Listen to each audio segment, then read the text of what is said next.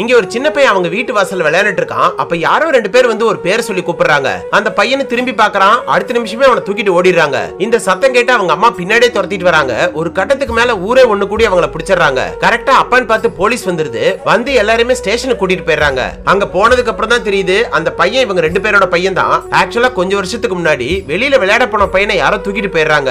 அதுக்கப்புறம் 2 வருஷமா தேடி எங்கேயுமே அந்த பையன் கிடைக்கல. இப்பதான் இந்த ஊர்ல இருக்கிறதா ஒரு தகவல் கிடைக்குது. அதனாலதான் தூக்கிட்டு ஓடி வந்துடுறாங்க.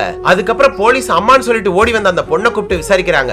பார்த்தா இந்த பொண்ணுக்கு குழந்தை பிறக்கலன்னு இவரோட புருஷன் தான் அந்த பையனை தூக்கிட்டு வந்து அனாதை பையன் சொல்லி இவகிட்ட வளர்க்கறதுக்கு கொடுத்திருக்கான். அடுத்த 6 மாசத்துல அவளோட புருஷன் இறந்து போயிடுறான். சோ இவ அந்த பையன் மேல பாசம் வச்சு வளர்த்துட்டு இருக்கா. இன்னைக்கு திடீர்னு அவகிட்ட இருந்து பிரிச்சதும் பைத்தியம் பிடிச்ச மாதிரி ஆயிரா. அந்த பையனுக்கு விவரம் தெரியாத வயசுல தூக்கிட்டு வரவும் இன்னைக்கு இவளதான் அம்மா நம்பிட்டு இருக்கான். இப்படி ஒரே நாள்ல எல்லாமே தலைகீழா மாறவும் அந்த பையனாலே அது ஏத்துக்க முடியல. அது மட்டும் இல்லாம இன்னொரு பெண் குழந்தைய வேற தூக்கிட்டு வந்து வளர்த்துட்டு இருக்கா.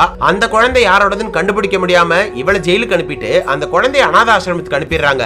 6 மாசம் கழிச்சு ரிலீஸ் ஆகி வந்ததும் ஆசிரமத்துல இருக்கிற பெண் குழந்தை தேடி போறா. ஆனா ஆசிரமத்துல இருக்கிறவங்க அவளை பாக்குறதுக்கு அலோ பண்ண மாட்டேங்கிறாங்க. சோ அந்த குழந்தையோட அப்பா அம்மா கிடைக்காதனால முறையா இவளை தத்தெடுத்துக்கலான்னு கோர்ட்ல பர்மிஷன் கேக்குறா. ஆனா கோர்ட்ல புருஷன் பொண்டாட்டியா இருக்கிற தம்பதிங்களுக்கு மட்டும்தான் தத்து கொடுக்க சட்டத்துல இடம் இருக்குன்னு சொல்லிடுறாங்க.